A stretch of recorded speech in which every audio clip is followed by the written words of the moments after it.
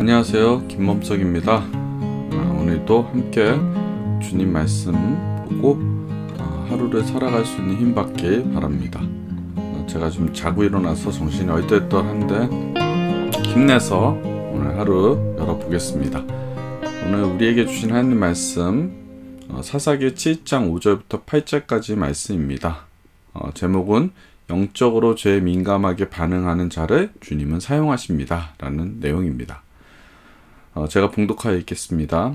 이에 백성을 인도하여 물가에 내려가매 여호와께서 기드온에게 이르시되 누구든지 개가 핥는 것 같이 혀로 물을 핥는 자들을 너는 따로 세우고 또 누구든지 무릎을 꿇고 마시는 자들도 그와 같이 하라 하시더니 손으로 움켜 입에 대고 핥는 자의 수는 300명이요 그 외에 백성은 다 무릎을 꿇고 물을 마신지라.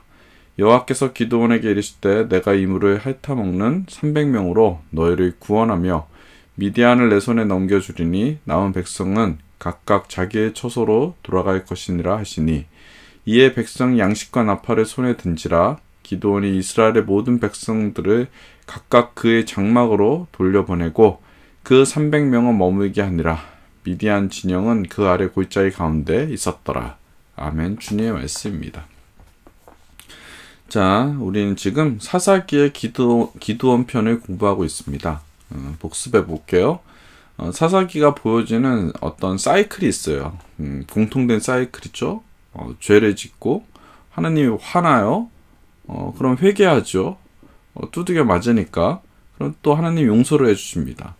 그런데 그것으로 끝나지 않고 또 인간이 죄를 지어요. 하나님 진노해서 또 때려요. 그럼 또 회개해요. 그럼 또 용서해 주세요. 이 사이클이 반복되어지는 것이 어떤 면에선 사사기의 어떤 핵심적인 영역이라 볼 수 있습니다. 그런데 이 사사기의 반복은 오늘 무엇을 가리키고 있을까요? 바로 우리들의 삶이라는 거죠.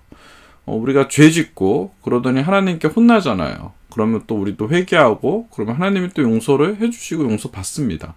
그렇게 살아가는 우리들 인생을 사사기는 그냥 전체적으로 우리의 인생을 보여주고 있는 것 같습니다. 그러므로 이 사사기를 통해 우리가 받아야 할 교훈이 뭐예요? 의인은 한 사람도 없으니 한 사람도 없다. 그 말은 다 우리가 하나님 앞에서 죄인이라는 뜻입니다. 그래서 교만하면 안 되는 인생임을 우리는 알고 겸손하게 주님 앞에 살아가야 함을 말하고 있습니다. 여튼 하나님은 이스라엘 백성들을 혼내려고 주위에 미디안 나라를 일으켰어요. 그리고 이스라엘을 칩니다. 그래서 굉장히 이스라엘이 고통을 당하고 힘들어합니다. 그래서 백성들이 이제 주님 잘못했어요. 우리가 죄 지었어요. 라고 회개하고 용서를 구했죠. 그러니까 사사인 기드온을 선택해서 일으켜 전쟁에 나가라고 한 거예요. 그래서 기드온이 군대를 모집했는데 와 대박. 기드온을 믿고 군대에 온 사람들이 32,000명이나 몰려온 겁니다. 기드온 갑자기 업되었어요. 군인이 많아지면 너무 좋은 거잖아요. 그런데 갑자기 하나님이 아니라는 거예요. 너무 많다고 하십니다. 하나님의 방식이 아니라고 하십니다. 다시 말해 지금 32,000명은 기드온이 보유한 뭐예요? 능력이며 기드온의 스펙인 겁니다. 그 능력과 스펙 의지하지 말고 전쟁은 하나님 의지하고 전쟁을 치르라고 우리 하나님은 정확하게 이야기하고 계십니다. 그러면서 하나님이 이 32,000명 중에서 두려워하는 자는 사용하지 않겠다고 하세요. 32,000명이나 딱 모였으면 와 대단한데 하나님은 이걸 다 사용하지 않는다는 거예요. 두려워하는 자는 다 떠나라고 얘기합니다.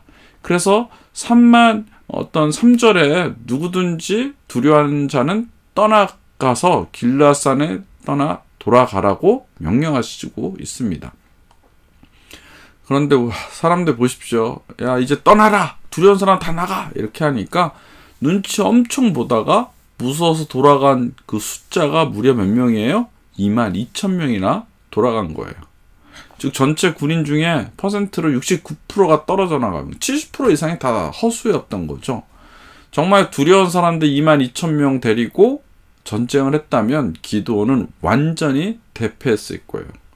지금 전쟁 첫날이에요. 이게 뭐 둘째 날, 셋째 날 전쟁을 치러가지고 수만 명이 죽어가지고 막 쫄아가지고 와 이게 아니에요. 첫날입니다. 그들은 아직 미디안 적군을 보지도 않았어요. 적들을 향해 칼 한 번 얏 하고 휘둘러 보지도 않았는데 시작도 하기 전에 이미 그는 잔뜩 겁을 집어먹은 거예요.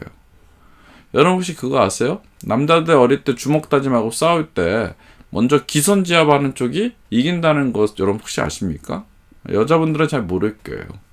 그래요. 이 선빵이 중요하다고 그러죠. 기선제압. 이게 일단 겁을 먹으면 아무리 싸움을 잘해도 지게 되어 있습니다. 겁을 먹으면 기에 눌리면 주먹이 나가질 않아요. 그래서 우리는 TV를 볼 때 가끔 드라마를 보면 바보처럼 일진 아이들한테 매 맞는 아이들을 볼 때가 있어요. 그럼 우린 그거 보면 드라마에 푹 빠져가지고 막 거기에 이제 푹 빠져서 같이 감정이입이 되죠? 그럼 바보냐고. 그냥 도망가거나 자기도 한테 그냥 팍 때리거나 이러면 되잖아 하고 흥분하면서 드라마 보는데 여러분 그거 몰라서 그러는 거예요. 그게 안 되는 거예요. 두려우면 기에 눌리면 그렇게 당하고 그냥 그렇게 살게 되어 있다는 겁니다. 그러니 혹 여러분 뭐 그럴 리는 없겠지만 여러분 아이들이 다른 어떤 아이들에게 괴롭힘을 당한 분들이 있다면 절대 아이들 탓을 하면 안 됩니다. 너 바보냐고 병신이냐고 그렇게 말하면 절대 안 됩니다. 기가 눌린 상황을 이용하고 더 나쁘게 하는 그놈들이 나쁜 것이지 그놈들이 잡아 죽여야지. 죽인다는 건 취소? 혼내야죠. 혼내려면 그놈들 잡아 혼내야지. 당하는 우리 아이들을 절대 뭐라고 하면 안 된다는 거예요. 여튼 이미 기드온의 군대 22,000명은 하나도 도움이 안 되는 그런 허수였어요. 겁쟁이들이었습니다. 다 돌아가도 좋다 하니까 바로 그냥 냅다 토끼입니다. 사랑받는 새하늘 백성 여러분, 사실 우리도 이렇게 하나님 외에 의지하는 것들이 있어요, 없어요? 있습니다. 우리도 겉으로 보면 화려하고 든든하고 뭔가 의지해 보이만해 보이는 것을 저마다 한두 개는 잡고 살아갑니다. 어떤 사람은 부모를 잡고 살아가고요. 어떤 사람은 물질을 가지고 살아가고 어떤 사람은 자기의 직위를 가지고 거기에 의지하며 살아갑니다. 그런데 살다 보면 경험으로 깨닫게 되는 게 있죠. 그 모든 것들이 실제로는 하나님 외에 다 소용이 없다는 것을 살면서는 결국은 알게 되어 있습니다. 정말 그런 것들은 유한한 것들이에요. 돈도요, 한순간에 없어질 수 있고요. 내가 건강 믿고 살았는데 건강도 한순간에 없어질 수 있어요. 내가 어떤 권력과 명예 가지고 이렇게 평생 살았는데 한순간에 무너질 수 있어요. 정말 이 땅에 가진 스펙이나 능력, 사람들의 네트워크 사실 다 신기루 같은 거예요. 그런 것들은 언제 망가져 버릴지 모르는 세상적인 것들입니다. 그럼 무엇을 믿고 살아야 됩니까? 그런 것들 아니면 우리가 믿어야 할 분은 한 분이죠. 바로 하나님 외에 없다는 것을 여러분 꼭 기억하시기 바랍니다. 자, 어찌됐건 그런데 그 수많은 사람들은 다 도망간 그 사람들은 왜 그렇게 쉽게 두려움에 빠져버렸을까? 그 이유는 뭐예요? 그 이유는 22,000명은 하나님을 믿지 않고 기드온을 믿고 왔던 사람들입니다. 하나님을 믿지 않고 사람을 믿은 거예요. 그들은 하나님이 사사를 세워서 전쟁을 하고 그 결과 반드시 이기는 것을 오랜 세월의 경험으로 알고 있었어요. 그래서 하나님이 기드온을 세웠다는 것을 들었어요. 그래서 기드온을 믿은 거예요. 하나님이 믿는 게 아니라 기드온을 믿은 거예요. 그들은 지금 기드온이라는 사람을 믿은 거지 하나님을 믿고 의지하고 신뢰하는 것이 아니었습니다. 그렇게 기드온 믿고 왔는데 와보니 미디안 사람이 강하다는 소리도 듣고 믿었던 기드온도 보니까 앞서 봤잖아요. 기드온도 겁이 많아요. 그러니까 하나님한테 뭐 증거를 보여달라고 막 땡깡 놓고 그러잖아요. 겁을 먹은 것 같은 거예요. 야, 생각해보니까 자기들이 이러다 우리 다 죽는 거 아니야? 저 기드온 믿어야 돼? 라고 의심이 드니까 모든 것이 두려워진 겁니다. 사실 사람을 가장 많이 공격하는 것이 바로 이 두려움입니다. 아마 우리가 평생 싸워야 할 것이 전 이 두려움이라고 생각하고 있어요. 두려움, 공포 그런 것들로 인해 이 땅에서 아무것도 못하고 사는 사람들이 정말 요즘 우리 주위에는 정말 많이 있습니다. 두려움이 커지면 공포가 되고요.